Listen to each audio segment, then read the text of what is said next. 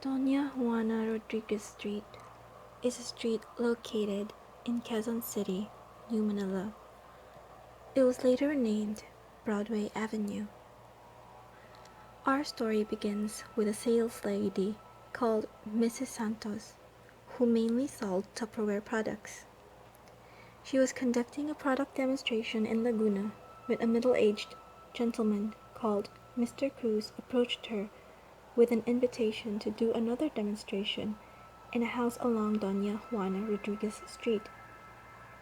Charmed by the man's gentlemanly demeanor, Mrs. Santos accepted the invitation, promising to visit the address given the following week. It was said that she visited one lazy mid-afternoon on a Saturday, with very few vehicles passing by the street in front of the place. There stood a mansion which exuded a certain old-world charm. She was greeted at the entrance by an old balding man in a white shirt, who was sweeping away dead leaves. He promptly invited Mrs. Santos inside and ushered her into the living room to wait for Mr. Cruz. While she was waiting, Mrs. Santos set out her Tupperware products to prepare for the demonstration. By the time she had finished, her host, Mr. Cruz, still hadn't come to greet her, so she decided to pass the time reading some magazines that were left out in the living room. She found it odd that she didn't recognize the faces featured in the magazine, and when she took a glance at the dates, she discovered that the magazines were issued in the 1930s.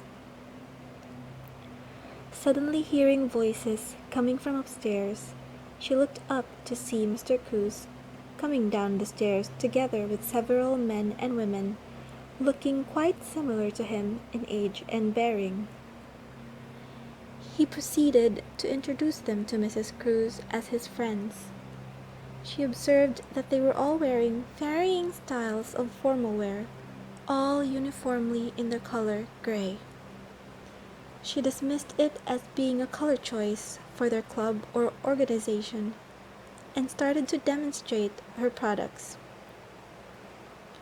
Everybody seemed excited and even pledged to order some of her products. When she was finished demonstrating, someone turned to an old-fashioned phonograph and played old tunes. Food and wine were brought out and a party began. Mrs. Santos was invited to stay longer for the party. However, she declined, saying that it was getting dark, although she did drink a little bit of the wine. She went home tipsy and happy that day, thinking that she'd made new clients. She decided to stay the night with her 60-year-old aunt, who lived a few kilometers away in Malate. She excitedly told her aunt about her rich, elegant, but weird new clients. When Mrs. Santos mentioned the name of Mr. Cruz and his friends, her aunt was shocked. Yes, her aunt confirmed that they were all indeed celebrities, famous artists, musicians, and socialites.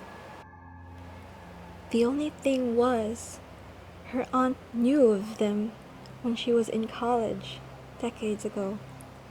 As a matter of fact, her aunt informed her that those people have been dead for a long time, having died during the Second World War. Mrs. Santos was too stunned to speak, thinking back on how she talked, danced, and shared some wine with them. A few months later, Mrs. Santos wrote about her experience, which was then published in the Sunday edition of the Daily Express, the second week of December 1972.